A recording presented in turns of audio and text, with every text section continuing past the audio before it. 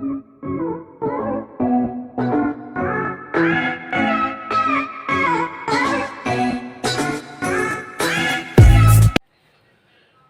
मैं आप लोगों को हिमाचल प्रदेश की यात्रा के बारे में बोलने जा रहा हूँ। हिमाचल प्रदेश पार्ट 1 मैंने पहले बोल चुका है। ये पार्ट 2 की यात्रा है और ये यात्रा लाहौल स्पीति के बारे में बोलने जा रहा हूँ। लाहौल स्पीति बोलने के पहले वहाँ पर मेरे से एक व्यक्ति ने पूछ लिया कि भाई साहब, कंगाली और भिखारी में क्या फ़र्क है। मैं कुछ सोच समझ के उसको बोला और उसने मेरी बात को मान भी लिया और कहा भाई साहब आपने सही कहा।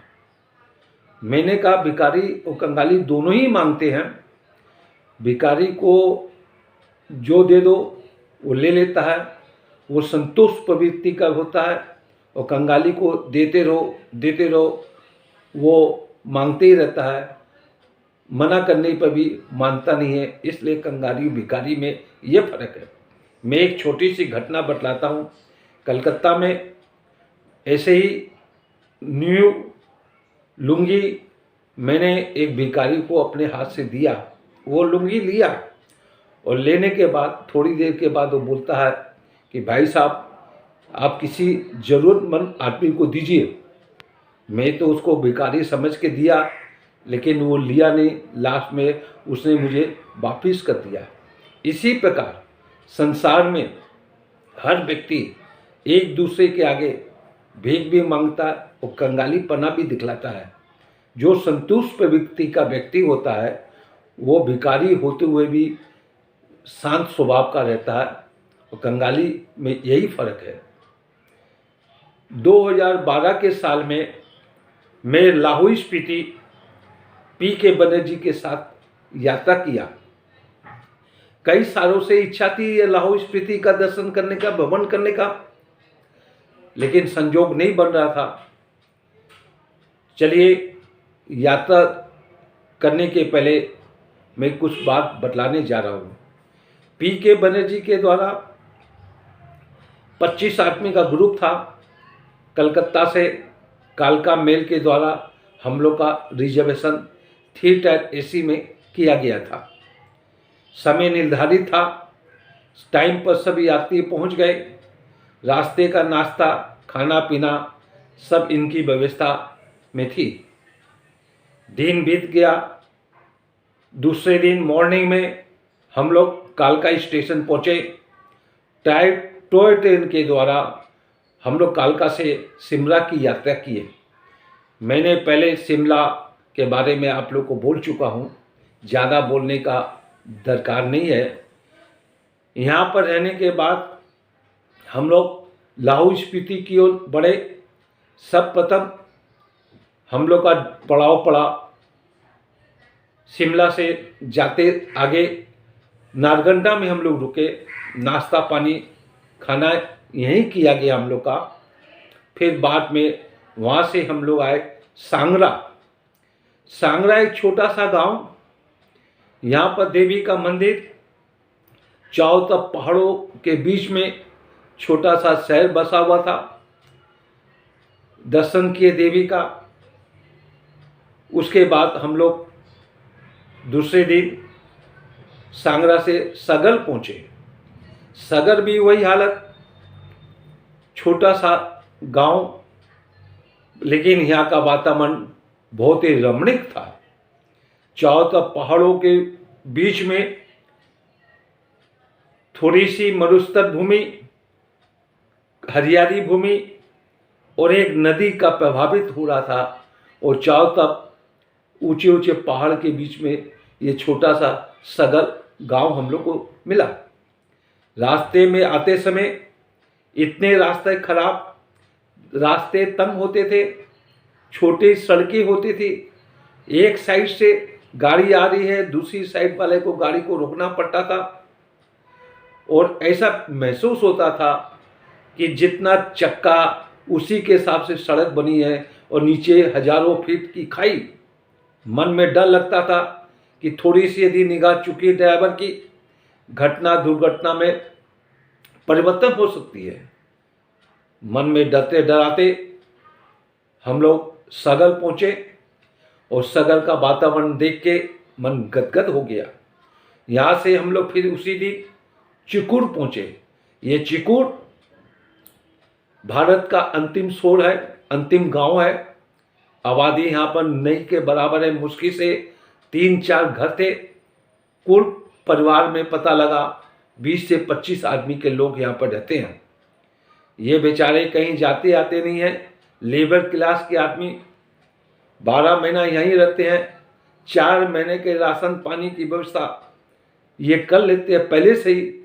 जब बर्फ़ पड़ती है, रास्ता बंद हो जाता है, आने जाने का साधन नहीं मिलता है, ये सब व्यवस्था अपने कर लेते हैं। यहाँ पर भी एक छोटा सा मंदिर है देवी का, राजघरानों के द्वारा जो संचालित मंदिर है। यहाँ के अगल बगल के गांव के लोग बीच बीच में जब उत्सव होता है यहाँ उत्सव मनाने आते हैं। दूसरी बात, इस गांव के चारों तरफ भिन्न भिन्न प्रकार सेबों के बगीचे हम लोग को देखने को मिले। भिन्न भिन्न वैरायटी के सेब मिले। कुछ सेब हम लोग को ऐसे देखने को मिले जो कभी हमने खाया नहीं, यानी उसको देखा नहीं। ये एक्सपोर्ट होता है प्रायकर, ऐसा वहाँ के लोग बतलाए हम लोग को। इस प्रकार का हम लोग भ्रमण करने के बाद फिर हम लोग आगे निकले किन्नौर की साइड में। किन्नौर कोई ज़माने में राजघराना का था, राजा यहाँ पर राज करते थे। भारत को इसके आगे जाने का परमिशन नहीं मिलता था किसी भी यात्री को। कुछ साल पहले की बात है, अब आवागमन होने लग गया। हर लोग पर्यटन के हिसाब से किन्नौर से आगे जाने लग गए। किन्नौर में 2 जगह देखने को बहुत अच्छी जगह है। एक श्रीखंड महादेव है और एक छोटा कैलाश है। ये यात्रा जन्माष्टमी के बाद होती है, 15 दिन की यात्रा होती है। मेरे मन में भी इच्छा हुई यात्रा करने की, लेकिन शरीर और समय प्रतिकूल नहीं था। वहाँ के लोग बोले यदि यात्रा करते हैं आप अपने रिस्क पर जाइए, हम आपको जाने के लिए अलाउ नहीं करते हैं। हमने अपना प्रोग्राम पोस्टपोन कर दिया। छोटा कैलाश के चारों तरफ जब हम लोग पहुँचे, होटल में जहाँ रुके वो भी एक छोटा सा गांव था, उसके आगे कोई रास्ता नहीं था। कुछ सीमा तिब्बत की लगी हुई थी और तिब्बत चूँकि चाइना के हाथ में है, इसलिए यही बोला जाता है हिंदुस्तान और चीन की सीमा है। यहाँ पर एक ऐसा पहाड़ हम लोग को देखने मिला। कुछ हरियाली ने उस पहाड़ पर खड़े होकर जब आवाज़ हम लोग देते हैं तो इस कोना से उस कोना तक आवाज़ इको होता है। ये दृश्य देखकर आनंद आ गया। फिर थोड़ी दूर जाने के बाद पता लगा एक यहाँ मैग्नेट पहाड़ है, चुंबकीय पहाड़ है। इस पहाड़ की ऊंचाई करीब करीब 11,000 फीट की थी, ऐसा वहाँ के स्थानीय लोगों के द्वारा मालूम पड़ा। छोटा कैलाश किन्नौर होते हुए हम लोग पहुँचे ताबू। ताबू भी देखने लायक चीज़, आबादी कम, छोटा सा गांव होने के कारण यहाँ कुछ मोनेस्ट्री हम लोग को देखने को मिला। रास्ते में झील हम लोग को देखने को मिले। इस एरिया में जो जो पहाड़ हम लोग देख रहे थे, उस पहाड़ में ऐसा आकृतिक बना हुआ था, ऐसा महसूस होता था यहाँ का हर पत्थर हर हर महादेव बोलता है। यह शंकर भगवान और पार्वती का रमणीक स्थान है, ऐसा यहाँ के लोगों ने, किन्नौर के लोगों ने बतलाया। जिस प्रकार प्राकृतिक सौंदर्य यहाँ पर है, उसी प्रकार यहाँ के स्त्री पुरुष भी उसी प्रकार के हैं। उनके चेहरों में चमक और सुंदरता का मुख हमेशा हंसमुख और सरल स्वभाव के ये व्यक्ति यहाँ पर देखने को मिले। स्त्री पुरुष दोनों ही उसी प्रकार के हम लोग को देखने को मिले। इसके बाद हम लोग नाका पहुँचे। नाका में भी वही हम लोग को देखने को मिला। ऐसा पहाड़, कोई हरियाली नहीं, मरुस्थल भूमि, चारों तरफ पहाड़ पहाड़, और बीच में पहाड़ की सीनरी देखने के मन गदगद हो गया। कोई पहाड़ बैंगनी रंग का था, कोई पहाड़ पीला रंग का था, कोई पहाड़ हरा रंग का था, और कोई पहाड़ में तो ऐसा लग रहा था उसके चारों तरफ कोई कालीन बिछाया हुआ है। छोटी छोटी घासें वहां पर है, और उस घास पर ओस की बूंदें पड़ी हुई है। ऐसा लग रहा सूरज का जब प्रकाश पड़ रहा है तो उसमें यह लग रहा है इस पहाड़ को किसी ने नगीनों से पेड़ों के धरती को चमन बना दिया है। इस प्रकार का दृश्य देखते हुए हम लोग नाका पहुंचे। नाका पहुंचने के बाद वहां पे भी कई हजार वर्ष पुराना मोनेस्ट्री देखा। यहाँ का खासियत इस प्रकार का था, वहाँ के लोगों ने बतलाया जो संचालन कर रहे थे, गर्मी में यहाँ पर आइए तो आपको कमरा ठंडा सा लगेगा, जाड़ा में गर्म लगेगा। इस प्रकार चूना, सुरती और मट्टी, गोबर, गुड़ इसको मिला के लेप करके उस दीवारों में लेप किया जाता था। तो मोनेस्ट्री देखने के बाद हम लोग यहाँ पर जब आगे निकले तो 14,000 फीट की ऊंचाई पर ये हम लोग को बाईपास होते हुए हम लोग नीचे उतरे।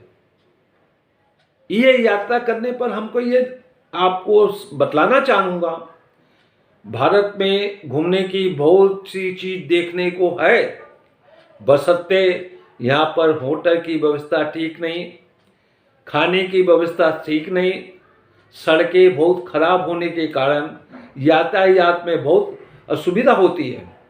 जो भी हो, हम लोग का दृढ़ इरादा था कई सालों से लाहौल स्पीति का भ्रमण करना है। नाका पास बाईपास होते हुए हम लोग आए रोहतांग बाईपास। रोहतांग बाईपास में चारों तरफ बर्फ ही बर्फ, वहाँ पर प्राकृतिक सुंदर का नज़ारा और चारों तरफ देवदार के पेड़, और उसके बीच में रोहतांग बाईपास बर्फ ही बर्फ। वहाँ पर उद्गम स्थान है ब्यास नदी का। वो नदी उद्गम स्थान का हम लोग ने दर्शन करते हुए हम लोग आ गए मलानी। मलानी में भी यहाँ पर कई चीज़ है देखने लायक। छोटा सा मलानी स्टेशन है, हिल स्टेशन, प्राकृतिक सौंदर्य से भरा हुआ है, आबादी कम है। एक तो यहाँ पर हिमंडा देवी का मंदिर है, वशिष्ठ मुनि का आश्रम है, और कुछ यहाँ पर हम लोग पहाड़ों के क्षेत्र में याक का भी हम लोग ने दर्शन किया, देखा। कुछ हमारे मन चले साथी उस याक की भ्रमण भी किए, बैठ के फोटो भी खिंचाया, और उसका आनंद लेते हुए हम लोग फिर आगे बढ़े मणिकर्ण के लिए।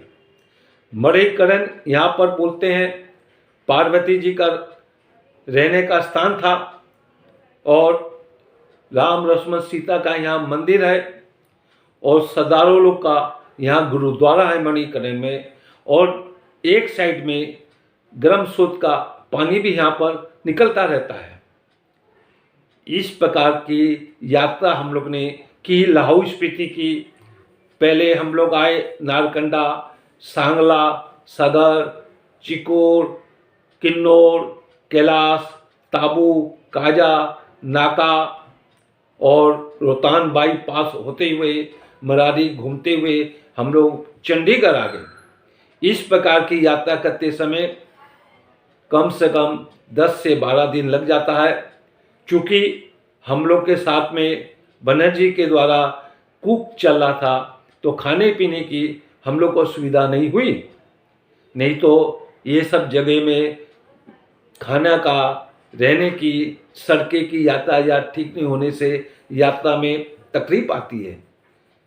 मेरे इस प्रकार की यात्रा को आप सुनते हैं, मेरे को बहुत अच्छा अनुभूति होती है। मैं प्रत्येक भाई बहन को धन्यवाद देता हूँ और नमस्कार करता हूँ। आगे के बारे में जो मैं बोलने जाऊँगा हिमाचल प्रदेश का, वो पार्ट 3 होगा।